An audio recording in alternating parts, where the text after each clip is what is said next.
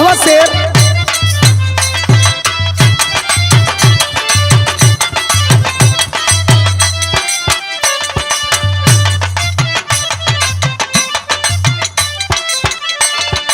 अरे ए राम केवल जी, अच्छा तो बड़ा बिरहा में रोज चपनी हो।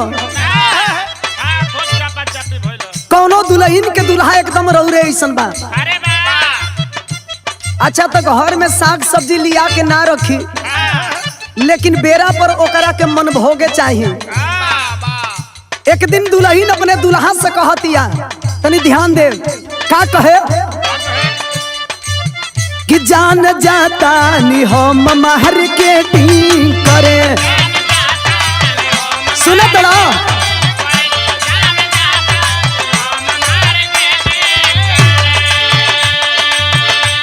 मार्केट कईल तोहरे बस के बात नहीं खे, यही से हमार बात सुना का कहतिया कि जान जाता नि हम मार्केटिंग करे।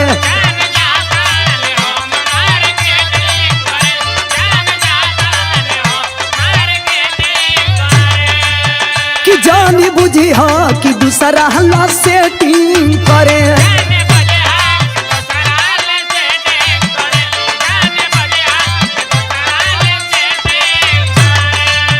कि जान जाता नि हम मार्केटिंग करे, जानी बुझी हो कि दूसरा हल्ला सेटिंग करे।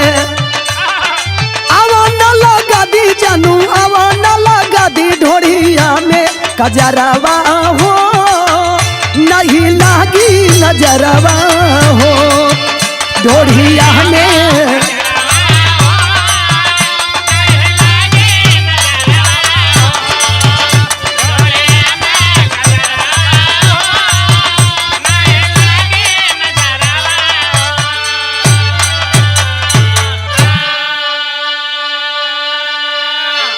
बिरहा के प्रिय श्रोता बंधु, हम गायिका मीरा मूर्ति रउआ सबके हाथ जोड़ के प्रणाम करतनी और आंसू इंटरटेनमेंट के तत्वाधान में बड़े भैया राम जन्म यादव जी के देख रेख में कल्पनाथ गुरु जी के सहयोग से हरिओम स्टूडियो आजमगढ़ में बिरहा हो रहल बा। हमारा और राम केवल यादव जी के हम निवेदन करब कि जैसे हर बिरहा के आप लोग सुने नी, अपन आशीर्वाद और दुलार प्यार देनी जा। हम निवेदन करब के बिरहा के भी आप लोग सुनब जा, अपन आशीर्वाद और दुलार प्यार देव जा। और आदरणीय विशेष आभार बेचू यादव जी, रंजीत यादव जी, लोरिक यादव जी और रामाश्रय यादव जी और वकील यादव जी, जितेंद्र यादव जी के देख रेख में बिरहा हो रहल बा। सब भैया चाचा लोग से हमार निवेदन बा कि बिरहा के ज्यादा से ज्यादा आप लोग शेयर करब जा, चैनल के सब्सक्राइब करब जा। ये मीरा मूर्ति पर ऐसे ही आप लोग अपन आशीर्वाद बनौले रहब जा। मास्टर साहब बड़ा ही खूबसूरत हमारे कवि जी ये बिरहा के लिखले बनी। बिरहा के शीर्षक बा खून का रिश्ता। आई जा रउआ सब ध्यान लगा के बिरहा के सुनब जा। स्वर बना के आइए मास्टर साहब।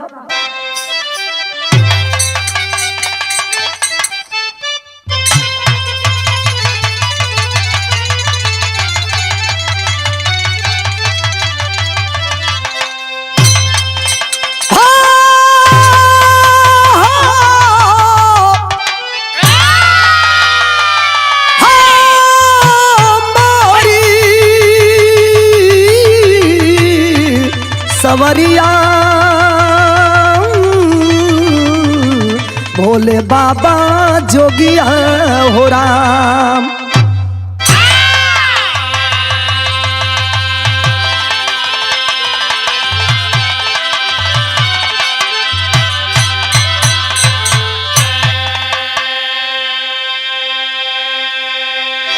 भूमिका के माध्यम से कहना है, तमाम हमारे पढ़े लिखे लोग बिरहा को सुनते हैं, एक एक लाइन पर ध्यान देंगे। कवि का संकेत क्या है बहादुर?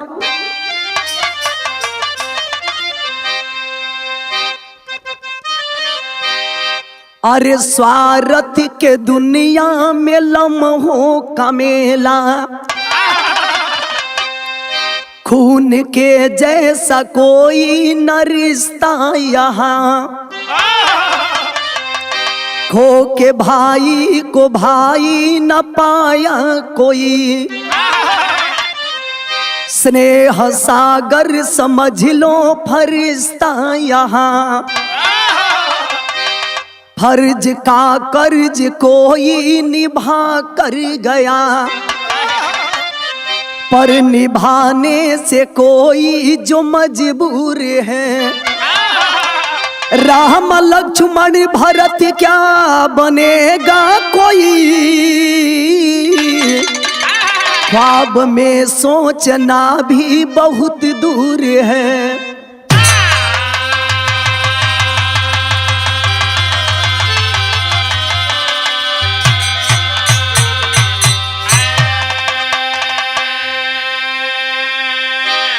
ए बाबू, ये दुनिया में भाई ऐसन मित कोई ना होला, भाई ऐसन हित कोई ना होला हो। वह समझ पाई जेकर ए दुनिया में कोनो भाई नहीं खे। भाई भाई के ऐसन प्रेम होला जैसे राम लक्ष्मण के प्रेम रहल। भाई होके चाहिए तो राम लक्ष्मण ऐसन भाई।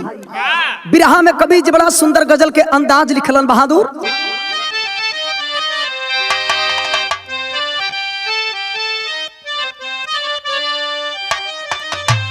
एक आशिक अपने मासूका से कह रहा है, अरे तुम मेरे बाद, तुम मेरे बाद मोहब्बत को तरस जाओगे,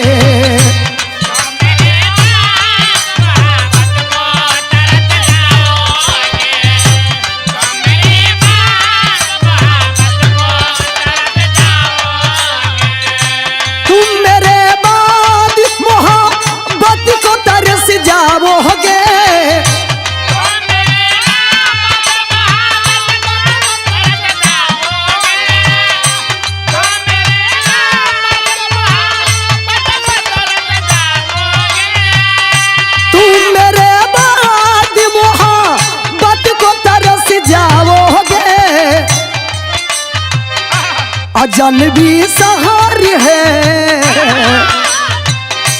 अजनबी सहार है, चाहत को तरस जाओगे,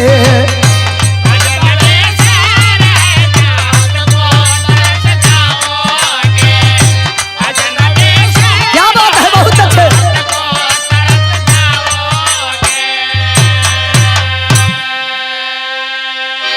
गजल से बढ़िया कवि जी हमारे बिरहा के लाइन लिखल बहादुर। अरे दर्द है दिल में, दर्द है दिल में, दुआओं से ना मिटाएगी,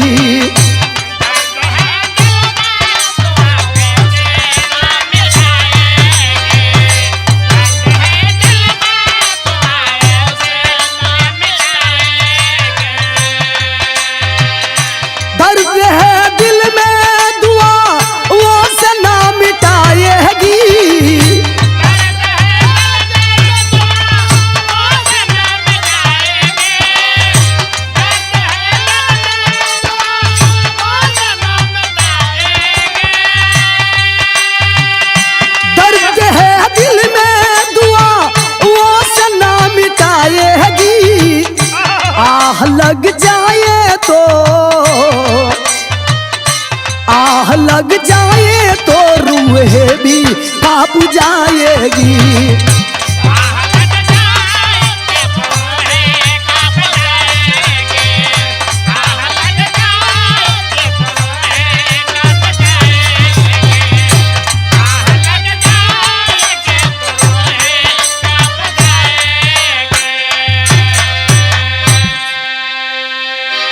बिरहा सुने वाला भैया चाचा लो, कहानी पर ध्यान दे भी, कहानी कहाँ के बा के करबा, यही जैसे बिरहा में नजम के लाइन लिखे के पड़ल बहादुर।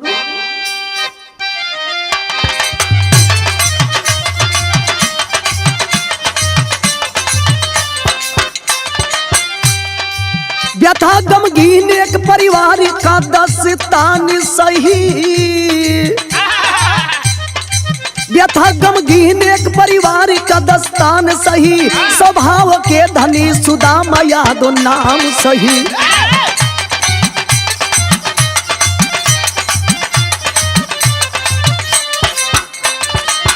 ज्ञानती देवी गृहस्थी में जुगुड़वान रही, नारियों में नारी की वह पहचान रही।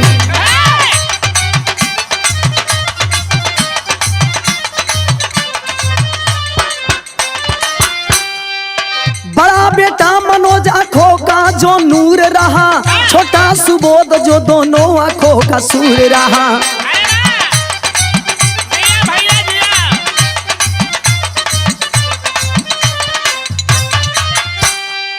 शिक्षा दीक्षा में स्नातक था, पढ़ाई में स्टील प्लांट ड्यूटी करता जो भिलाई में।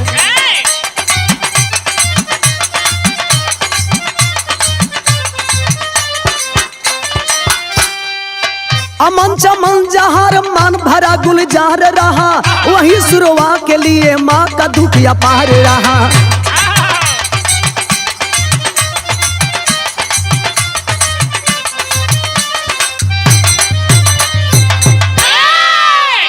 तनी कहानी के समझ लिए बाबू।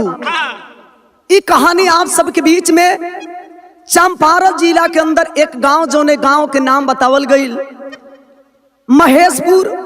महेशपुर के रहे वाला एक कोई यादव बिरादरी का परिवार, जिस परिवार में घर का मेन मुखिया जिनका नाम बताया गया सुदामा यादव, और सुदामा यादव के दुल्हन के नाम बतावल गई ज्ञानती देवी। ज्ञानती देवी से भगवान दू गो बेटा दिले बड़ो। बड़का बेटा जौने बेटा का नाम बतावल गई मनोज, और छोटा बेटा जिसका नाम बताया गया सुबोध।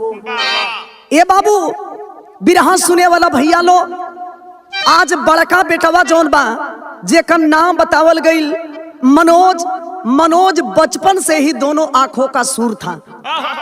छोटा बेटा सुबोध गरीबी में ही अपने माता पिता के सहयोग से दुलार प्यार पा करके पढ़ाई पूरा करता है, और पढ़ाई पूरा करने के बाद भिलाई में जा करके स्टील प्लांट में ड्यूटी करने लगा। भगवान के मर्जी कुदरत के देन छोटका भाई सुबोध के शादी भी हो गई बा।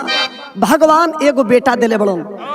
धीरे धीरे समय बीत जात बा, परिवार के लोग बड़ा खुशी खुशी दिन बितावत अड़ो, लेकिन भगवान को शायद यह मंजूर नहीं हुआ।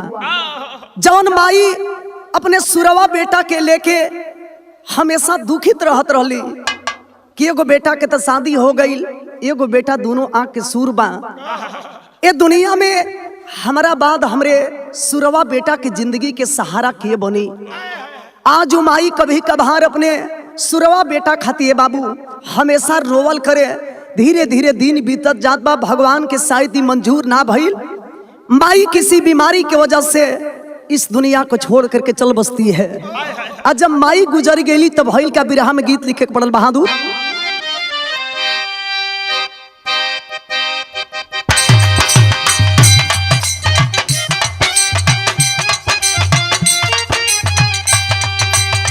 बिरहा में बड़ा ही खूबसूरत गीत राम केवल जी कोनो लड़का कोनो लड़की के देख के कहले रहो। का कहे कि कौना देवता के गढ़ल सवारल हऊ,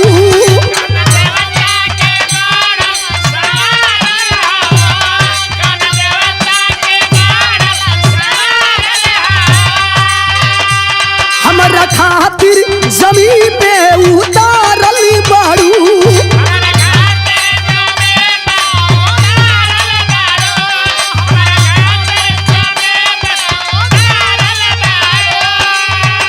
कौना देवता के गढ़ल सवारल हऊ, हमरा खातिर जमीन पे उतारल बाड़ू। तोहर अखिया कैले दीवाना ये जाना बाड़ू अनमोल, बाड़ू अनमोल ऐसन खजाना। तोहर जोड़ा ना दूसर जाना लाए जाना बाड़ू अनमोल।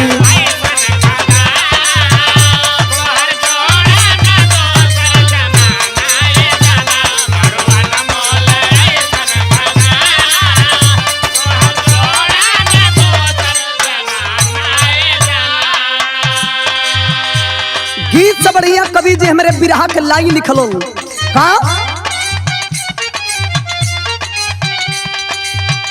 माई कोखिया को हारे के आवाज जैसल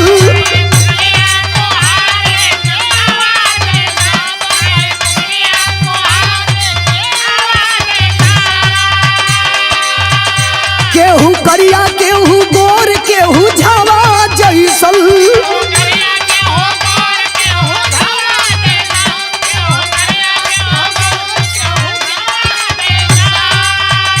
माई कोखिया कोहारे के आवाज जैसल केहू गोर केहू करिया केहू झावा जैसल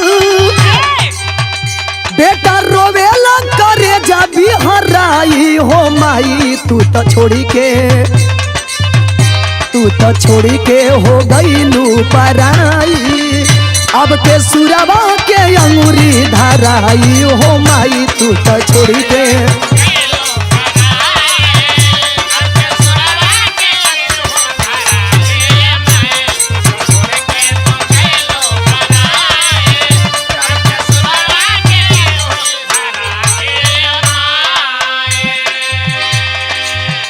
माई तो माई होली है बाबू। आज माई के गुजरला के बाद कभी कभार सुरवा वही है सोचल करे कि माई रहली तो कम से कम हमके हाथ धराई के एने ओने लेके जात रहली, समय पर भोजन करावत रहली, हमारा कपड़ा धोत रहली, हमारा विषय में सोचत रहली। लेकिन अब ये दुनिया में हमारा ऐसा सूर आदमी के जिंदगी के सहारा के बनी। धीरे धीरे समय बीते लगले बाबू। जौने परिवार में आज सुरवा खुशी खुशी दिन बितावत रहल, माई के गुजरला के बाद भइल का भाभी देवरा के देखी देख के जरल करे।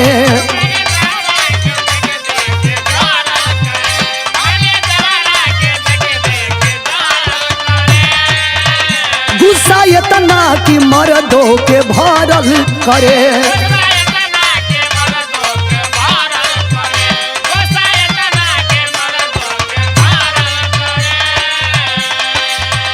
एक गलती पर ऐसन बायक दिल खिझल,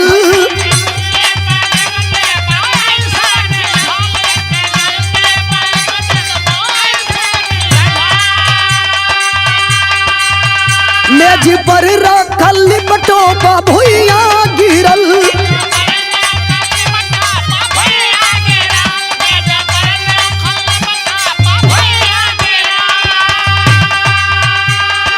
गाड़ी से बढ़ के होला बतिया हो माई तू तो छोड़ी के हो गईलू पराई। अब के सुरवा के अंगूरी धराई हो माई।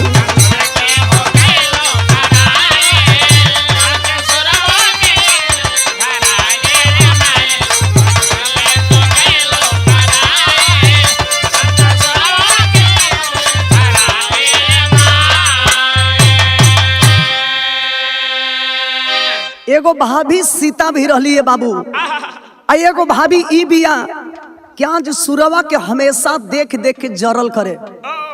एक दिन के बात बा बाबू, मेज पर लैपटॉप रखल बा, सुरवा के कुछ लौकत नहीं के, हाथ से टोत जब कुछ आगे बढ़ल हाथ से लगल बा, लैपटॉप भुइया गिर गईल। और जब भुइया गिर के फूट गईल तब भौजैया अपने मर्द के लगे फोन लगौलस कि तोहार भाई बा, ई तोहार भाई ना एकदम ई कसाई बा।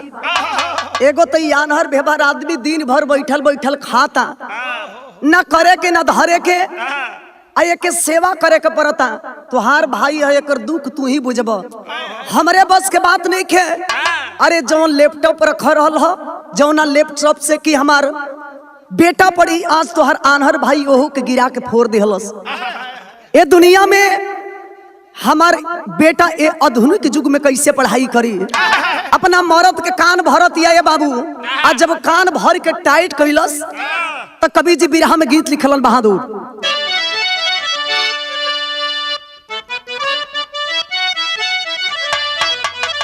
कौनो मेहरारू अपने मर्द से कहती है कि जी ए तेरे करब तो कैसे काम चली? जबे न तबे खाली अपना माई के, अपना भौजाई के, अपना भैयवन के देखेलो। आज तक हमारा के ना देखल, अब की बार एकदम आर पार होके रही। कहती का कहे, अरे अलगा न रहबो सैया जाई नई हारावा हो।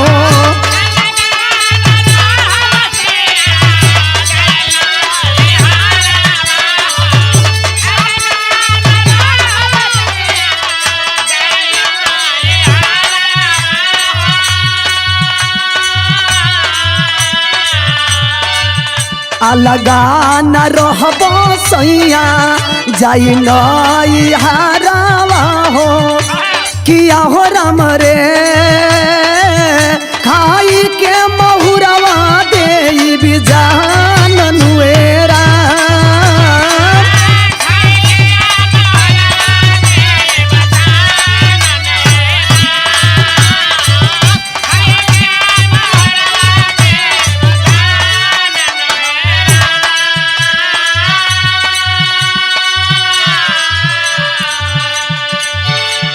तो धुन रहल, धुन से बढ़िया कवि जी बिरहा के लाई लिखल का, मेहरी के मरदा कतनो होलल मऊगावा हो।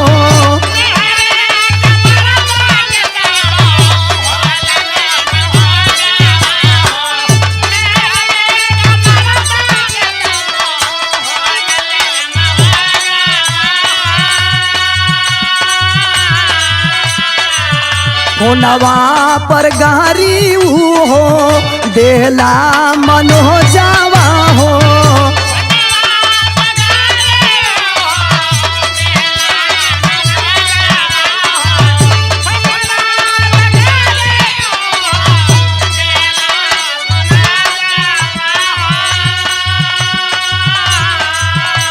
किया हो राम रे मारी गाइल हो तो मरल जब माईरा।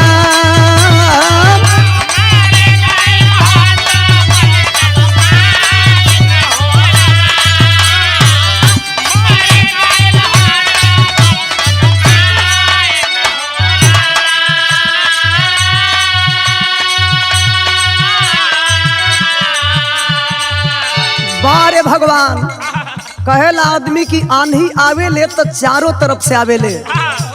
मेहरारू के बात सुनलस, मेहरारू जब कान भर दिलस तब फोन लगावता और अपने सुरवा भाई से कहता का कहे, लेपटा फोरी दिहला रहल का कमाइया हो।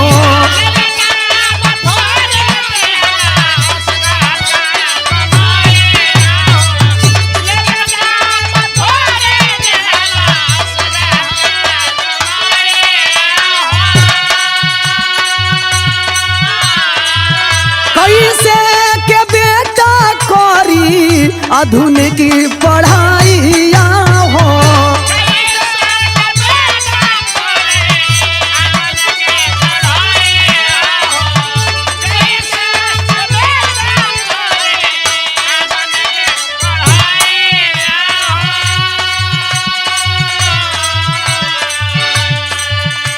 बाहरे भाई फोन लगावत, वही फोन में अपना सुरवा भाई से कहलस कि सुना, एगो तो बैठल बैठल काम करे के न काज करे के, बैठल बैठल खाली खा तोड़ा,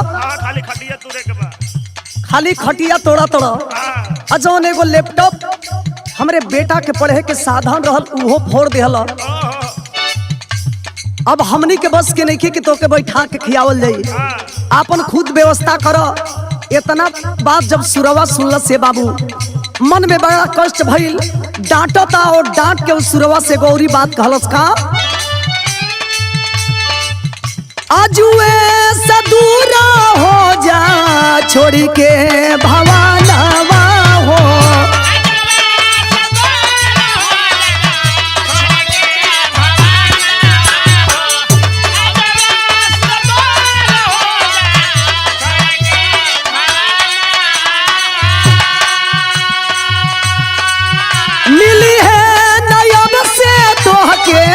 झूठा भोजनवा हो।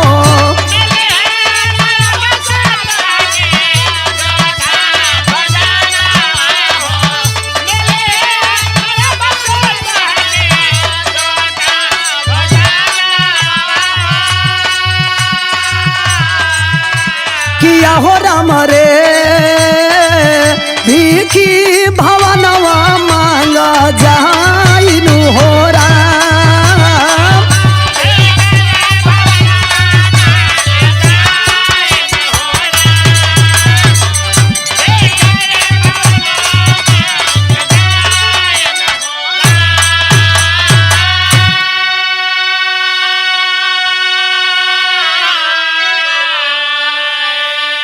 डांट के कलश के भैया बहुत हो गई, इतना दिन से बैठा के तो के खियावत नहीं, अब हमारे बस के नहीं खे।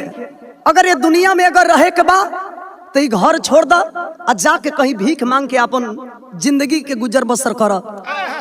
इतना बात जब भाई से सुनला से बाबू सुरवा तब मन में बड़ा कष्ट भइल कि हई देखो, अरे भौजी तब भौजी हमार जे सगा भाई बा आज वो हमके ऐसन बात कहता, हम तो कबो जिंदगी में भी ना सोचले रहनी कि हमार भाई हमसे ऐसन बात करी। हम सुरवा रोवता और रो रो के मालिक से कहता, बिरहा के अंदर कवि जी विदेशिया के लाइन लिखलन बहादुर।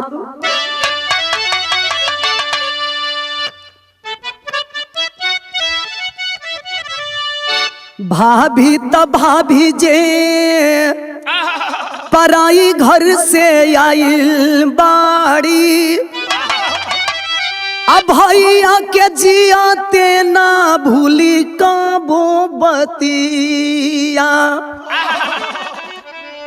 अब ना हमारे केहू खोजला पे भाई बंधु, कवन राम होई है यही अन्हारा के गतिया, गिरत परत कैसो बस के साधनवा से, अबुआ घरे आके कुल बतावेला विपतिया, माई के मुआला परी बाबू ओ ना देखल चाहे, ओ नहू के हमारा खातिर निकाना नियतिया। सोचलस कि भौजाई तो भौजाई हमार सगा भाई होके हमके कहत हलन कि घर से निकल जाइए, दुनिया में जिए के बा तो कहीं जाके अपन भीख मांग के गुजर बसर कर। ये बाबू भाई के बात के चोट लगल, सुरवा वही समय घर छोड़ देलस। घर छोड़ करके प्रतिदिन का उसका यही काम था, भीख मांगे और जौन भीख में मिले बाबू वही भीख के सहारे उस सुरवा अपन दिन बितावता। एक दिन के बाद बाकी गिरत परत कैसहू उस सुरवा अपने बुआ के घरे गई। अपने बुआ के घरे गई जाए कि जब सारा अपन दुख भरी कहानी बतौलस, भगवान कैसन मर्जी बा क्यों फुआ के भी भगवान कोनो औलाद ना दिले रहलन। इतना बात सुन लिए बाबू करेजा फाट गई कि बताओ आज हमरे भौजाई के मोते हमरे भतीजा के संगे इतना बड़ा अन्याय। ये बाबू समझाए बुझाए के फुआ ओ सुरवा के अपने घर में रख लियली। और जब घर में रख लियली तो कवि जी बिरहा में गीत लिखलन बहादुर।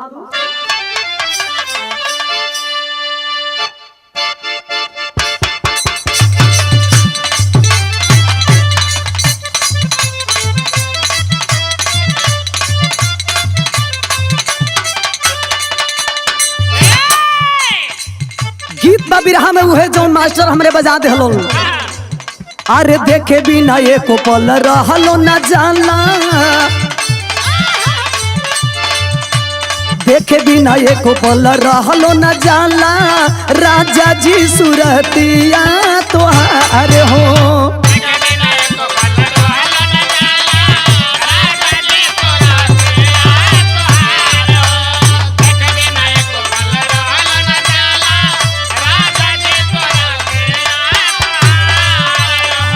अरे भीतरे भीतर गद गद रही सुन के मीठी मीठी बतिया तोहार हो।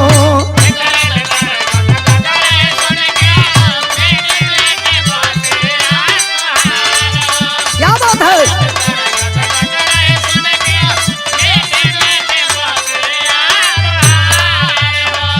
अरे देखे बिना एको पल रहलो न जाला, राजा जी सुरतिया तोहार हो। भीतरे भीतर गद गद रही सुनी के मीठी मीठी बतिया तोहार हो। सुन के आवाज जाके, सुन के आवाज जाके झाके लगिले हम ता कोलिया में। कवनो ता विटामिन बाटे, कवनो ता विटामिन बाटे राजा रौरी बोलिया में।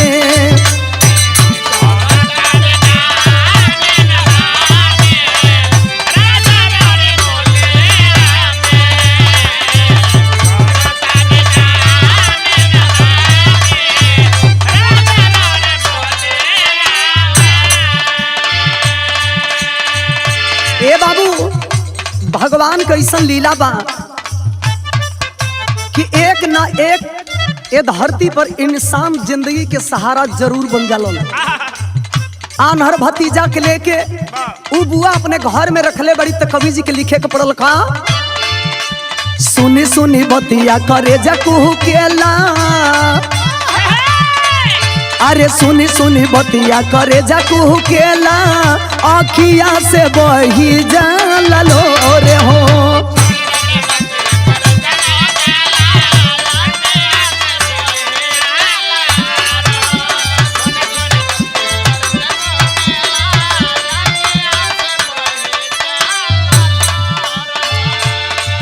अरे तोहरे विपतिया के लौके ना ये बेटा, नदिया के कवनो न छोर हो।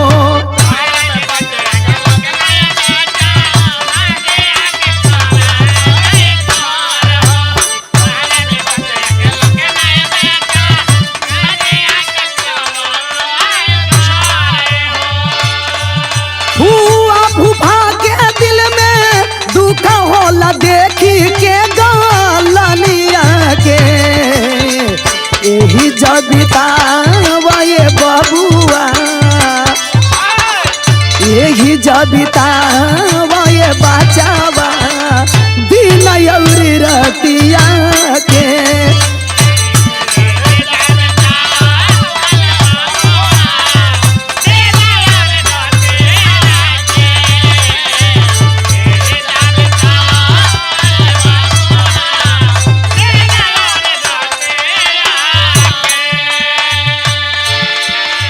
तू चिंता मत करे बाबू, भले हमार भौजी मरी गई तो का, बाबूजी तो से भर मुंह नहीं खन बोलो तो का, लेकिन हम बानी न। तू चिंता मत कर, आज के बाद तोरे जिंदगी के सहारा हम बनब। समझावा तड़ी ओ सुरवा के आज समझा के कहत का बड़ी। बेटा ना बेटी ये कहूँ, बेटा ना बेटी ये कहूँ, ऐसन दुलार दिहली।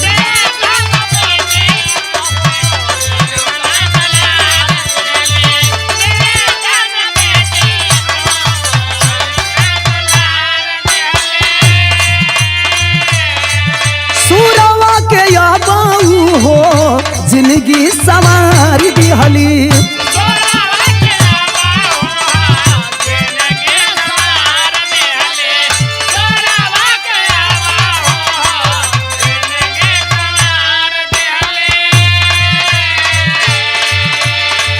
साधना से एक दिन जाके, साधना से एक दिन जाके कोई दिल देखा भैया सदिया के। यही जबिता ये बबुआ, यही जबिता ये बचावा दिन यौरी रतिया के।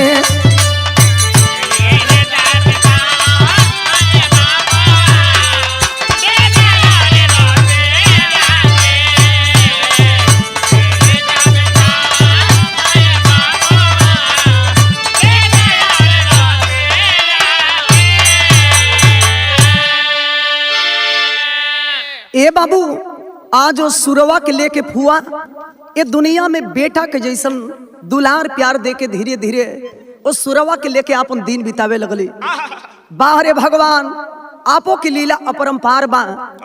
आज उ फुआ सोचा तड़ी कि अगर सुरवा के शादी ना करब तो एकर जिंदगी के सहारा के बनी। फुआ हो करके भी अपना भतीजा पर ये बाबू इतना कृपा कैली कि एगो गरीब परिवार से ही लड़की के वो सुरवा के शादी करा देली। वो दुल्हन के नाम बतावल गई साधना। साधना जब सुरवा के लगे आइल, पति पत्नी मिल करके नई जिंदगी की शुरुआत किए। धीरे धीरे समय बीते लगल और जब कुछ साल के समय बीतल तो सुरवा से और साधना से भगवान एगो बेटा एगो बेटी दिहलन। आज बेटा बेटी के लेके उस सुरवा और साधना खुशी खुशी दिन बितावत लो। भगवान के मर्जी कुदरत के ऐसन देन बा कि परिवार के लोग सारा लोग खुश बड़न। आज सुरवा के खुशी खुशी दिन बीतता। अब उन्हें जवन भैया भिलाई में काम करत रहल, अचानक वह बीमार पड़ता है। आज जब बीमार पड़ल है बाबू तो देखा इलाज करावे खातिर घरे आइल। आज जब घरे आइल तो कवि जी बिरहा में गीत लिखलन बहादुर।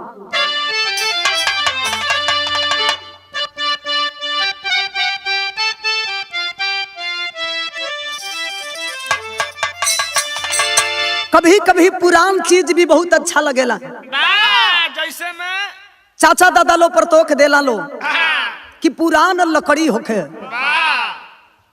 पुरान चाउर होखे, पुरान गुड़ होखे। ए बाबू इस समय समय पर बड़ा कामे आवेला। उस समय के गीत बजौना घड़ी बिरहा जगत में हमार शुरुआत रहल।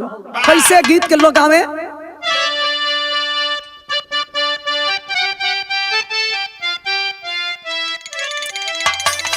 अरे निबिया के पेड़ा जानी काटी हाँ ये बाबा, निबिया के पेड़ा जानी काटी हाँ ये बाबा, निबिया चिरैयन के बसेर हो।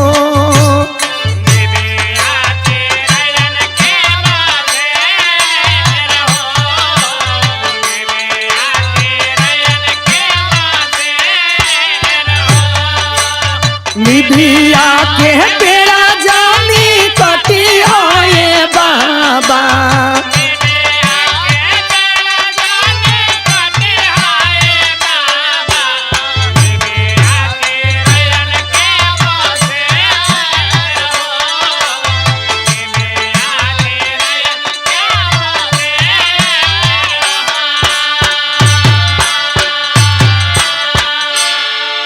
धुन से बढ़िया कवि जी हमारे बिरहा के लाइन लिखलन। कैसे बहादुर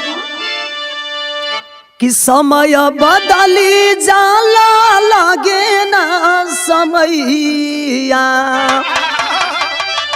समय बदली जाला लागे ना समैया, कब का हो जई है करतार हो।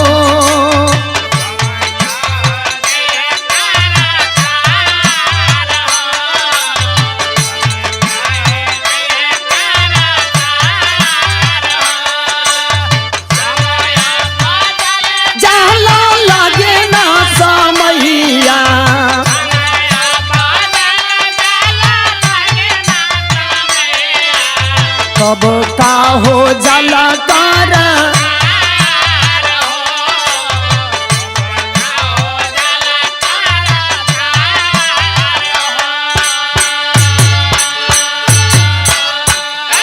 यही से कहेला आदमी कि धन के और बल के कभी इंसान के घमंड ना करे के चाहिए।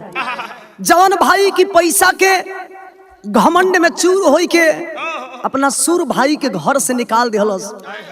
आज वह भाई बीमार पड़ जाता है, इलाज करावे खातिर जब गावे अइलन ये बाबू, आज सुई दवाई होता लेकिन स्वास्थ्य में सुधार नहीं के हो।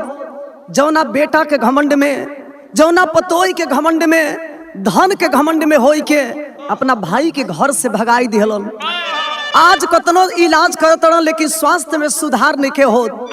जौना बेटा पर घमंड कैले रहलन उ बेटा पतोही करत का बा मास्टर।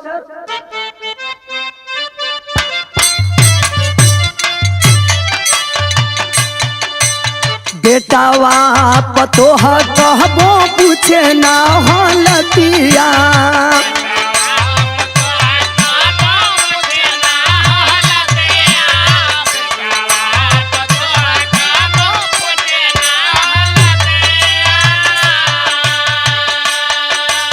दोनों बा खराब किडनी दे लहरी पोटिया।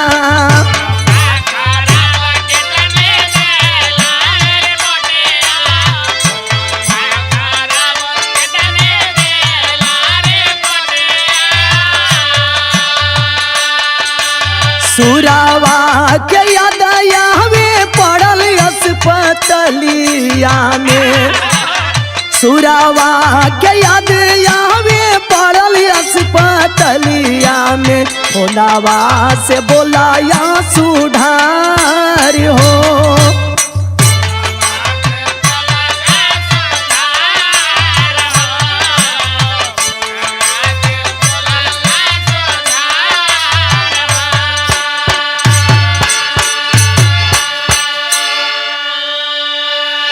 बाहरे नसीब आज कतनो सुई दवाई होता लेकिन तनिको ठीक निखन होत।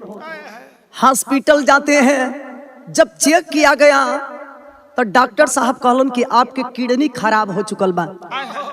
ये दुनिया में आप ज्यादा दिन के मेहमान निखी।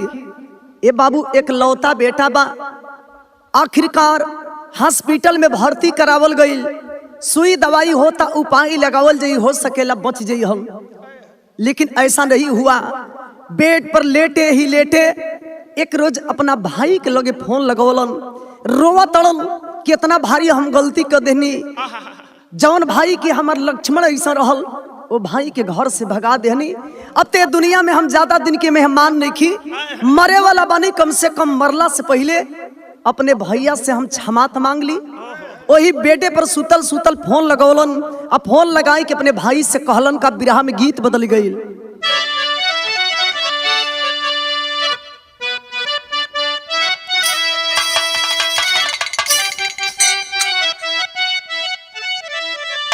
अरे बाबू दरोगा जी,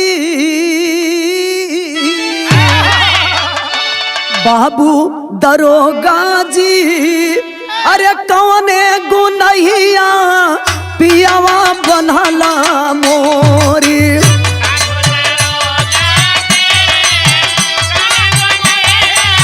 पियावा बनला मोरी।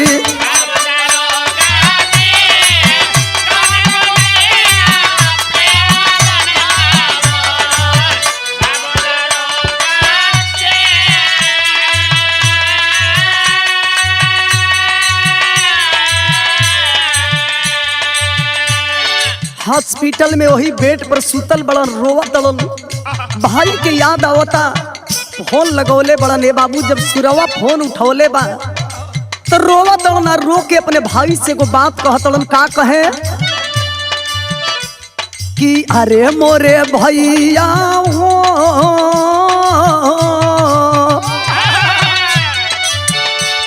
कि अरे मोरे भैया हो, आज आवेला भाई वाला याहू। आज आवेला भाई वाला याहू।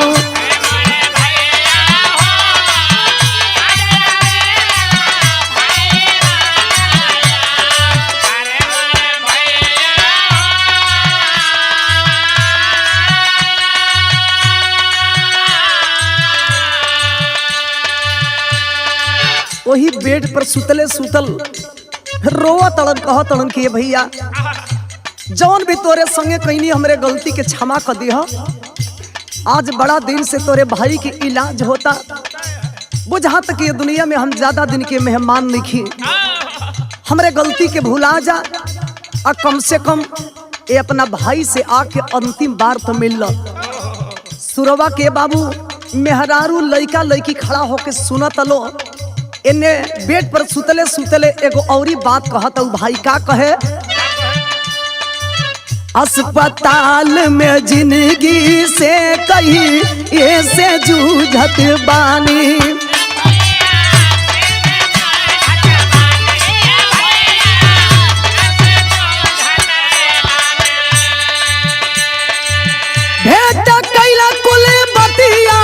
पकड़ी के हमहू के होले गलानी की अरे मोरे भैया हो कि अरे मोरे भैया हो बुलिहना बिहाने आई हल्ला गली चाहो बुलिहना बिहाने आई हल्ला गली चाहो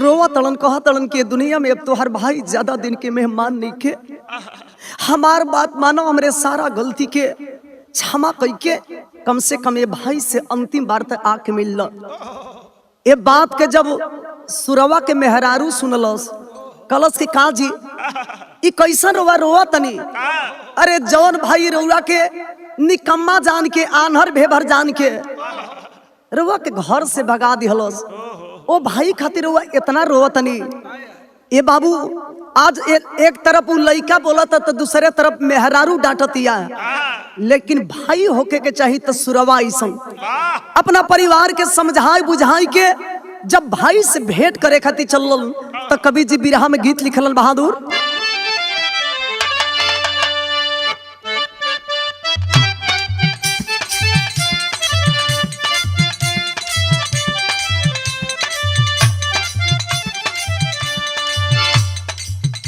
काले काले छातावा भी काला काला छातावा भी काला काला का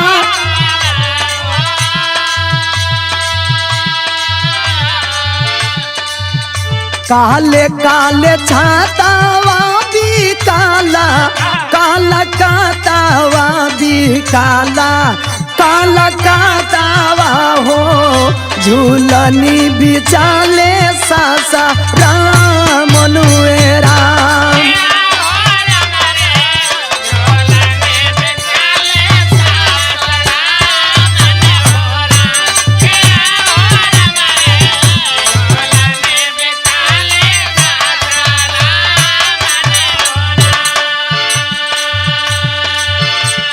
घर घर के इहे कहानी बा बाबू सुरवा जब भाई से मिले खातिर जाए खातिर तैयार होता तो सुरवा के बेटा बजौने बेटा का नाम बतावल गईल सूरज सूरजा डांटो तक ना ऐसे नहीं के हो सकत तू कैसे जा सकेला कवि जी के लिखे के पड़ल का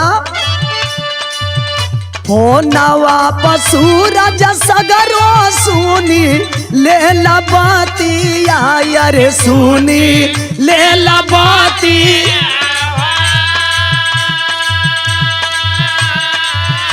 हो नवा पर सूरज सगरो सुनी ले ला बाती यारे सुनी ले ला बाती जिंदगी बरदी हलसी जे बनवा सनुएरा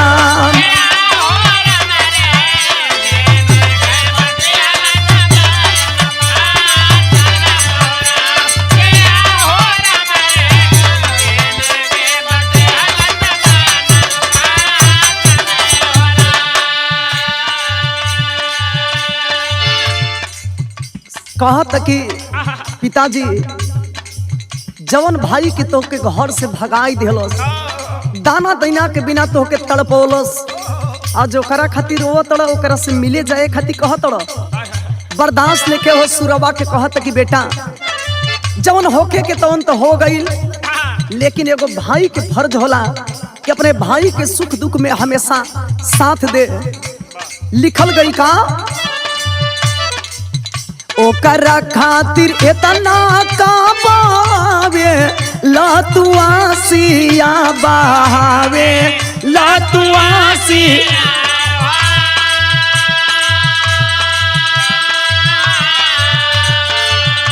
आन्हर जानी कैलस उपहासन राम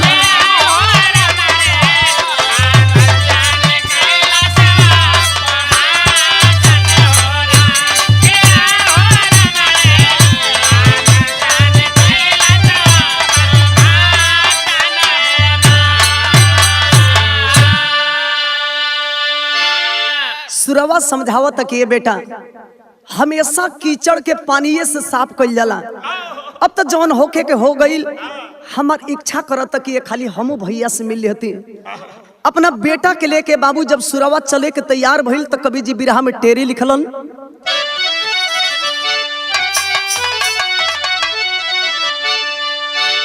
अरे मोरे राम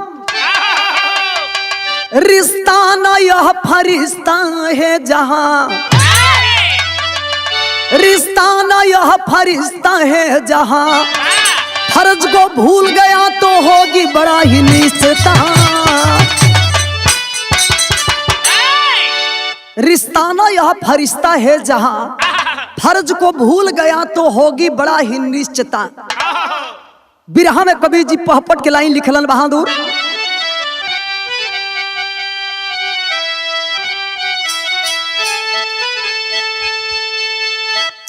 भाई कतन हो जाई है कसाई हमारे बेटा हो, लेकिन भाई के नया मिटाई हमारो बेटा हो।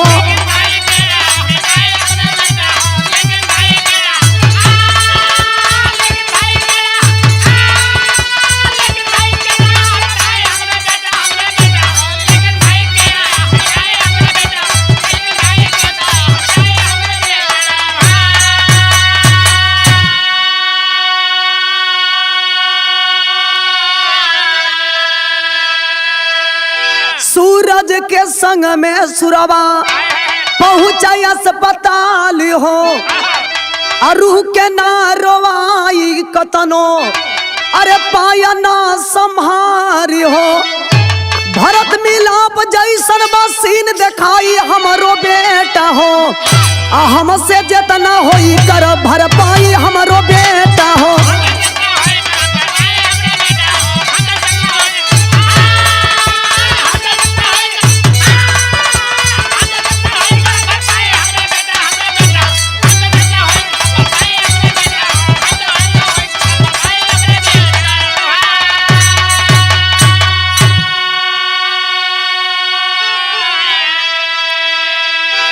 आज सुरवा अपने सूरज बेटा के लेके वही हॉस्पिटल में गईलन, जौना हॉस्पिटल में कि भाई के इलाज होता। जाए के जब भाई के सामने बैठलन, ए बाबू करेजावा फाट गईल। दोनों भाई गले मिलत लो, दोनों जना के आंख से आंसू झरझर झरझर गिरता। जितना लोग घर परिवार के बाद सारा लोग यह हालत देख करके, यह दृश्य देख करके रोने लगे। सुरवा पूछा था, बतौलन के भैया डॉक्टर साहब रिपोर्ट ये बतौले बड़न कि हमार किडनी खराब हो गई बाबू, ये दुनिया में हम ज्यादा दिन की मेहमान देखी, भाई होके के चाहिए। तो उस सुरवा इसने बाबू कलश की भैया तू चिंता मत करो, अरे हमारे संगे जौन कैला तौन तू ठीके कैला, लेकिन आप तू चिंता मत करो, हमार किडनी बानो, हमारे एगो किडनी ले ला भैया, हमारा किडनी से आज के बाद ये दुनिया में तू जियाब, चिंता मत करो। सूर हो के बाबू एगो भाई अपने भाई के प्रति इतना ऊंचा सोच जिसका था, अंधा हो करके कि अपने भाई के प्रति जो काम कर दिया, इस धरती पे ऐसा कोई भाई बहुत ही कम ही लोग होते हैं जो भाई का फर्ज अदा करते हैं। बिरहा में अल्लाह कवि जी लिखलन,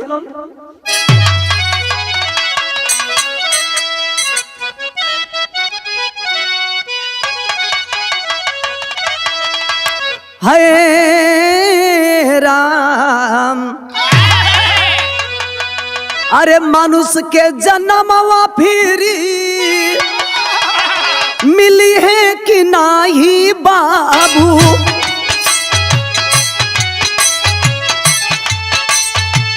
जन्म से अंधा अबू बनवले भगवान,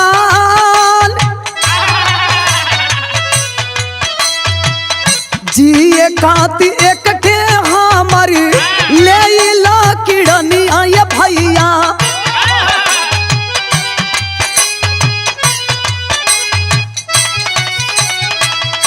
एक तरह के जनिहा नहीं काबो ये हसानी,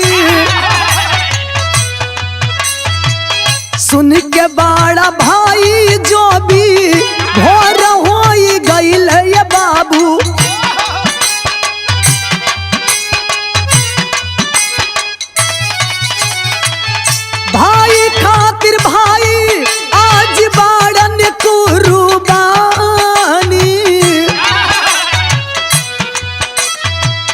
ऑपरेशन थिएटर में इलाज हो के लागल बाबू।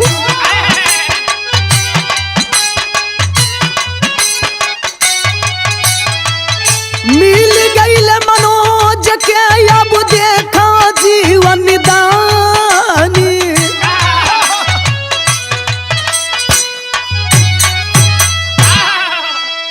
ए बाबू आज सुर होय के अपन किडनी दे के अपना भाई के जीवन दान दिहलन और साबित कर दिहलन कि धरती पर भाई होके के चाहिए तो उनका ऐसन ऑपरेशन सफल भइल।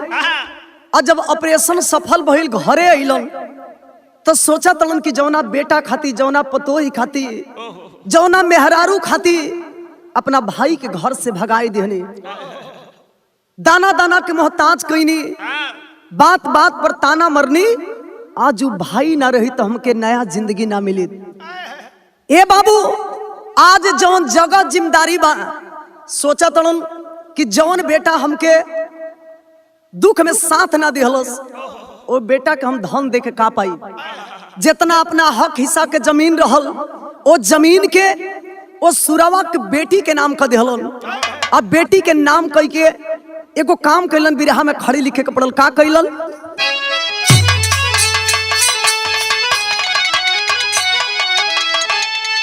अरे बेटी ना तू बेटा हऊ हमारी बिटिया,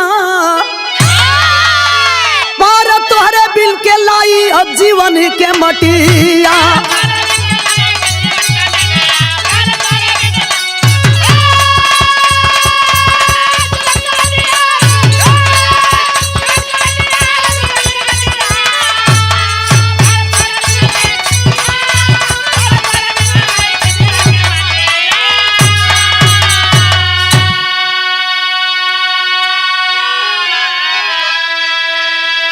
दुनिया में बेटा से बहुत बढ़िया बेटी बड़ी। जौन बेटी का दिह से बाबू 7 जन्म में बेटा ना कपाई। समझ गईलन कि ए दुनिया में भले लोग बेटा खाती 10 गो देवकुरी दौड़े लो, मैं देवता लोग के पूजा करे लो कि भगवान एगो हमके बेटा दे दो। लेकिन ये धरती पर ऐसनो ऐसन कुलायक बेटा जन्म ले ले लो कि बाप के जौन बनल बनावल मर्यादा रहेला वो मर्यादा के खत्म कर देलन। कवि जी लिखत तनी ध्यान देव। का लिखलन? अरे हमारा जैसन बेटा केहू के दिहा ना भगवान हो, आ दुखावा कहती हिली जाला समान हो। अरे बुढ़ापा के तू हमारे बनी हा लठिया, तपारा तुहरे बिन के लाई है जीवन के मटिया।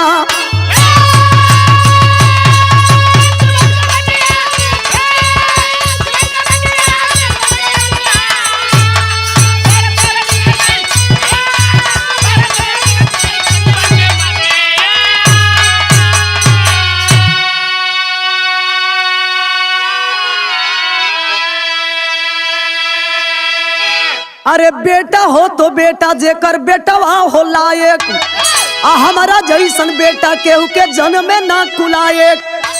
जे देवे बदे राजी बाना सूखी रोटियां, तपारा तुहरे बिन के लाई है जीवन के मटिया।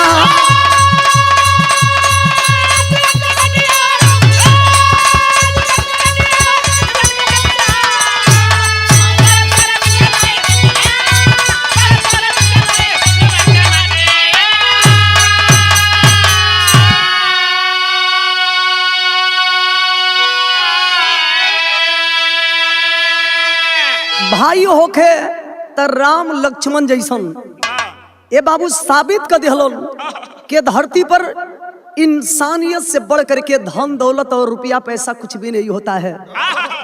अपने हक हिस्सा के जितना जमीन रहल सुरवा के बेटी के नावे कर दिहलन। आ कहलन कि ये बेटी आज के बाद हमारे जिंदगी के सहारा तू ही बनबू। बिरहा के आखिरी भाव में लिखल गईल, गुरु बिहारी गुरु गणेश गुरु रामलाल गमगीन बच्चन कहते कवि चंद्रिका। अरे आवे न ऐसन सीन, अरे रिश्ता न यह फरिश्ता है जहां तमीर हमन के मीता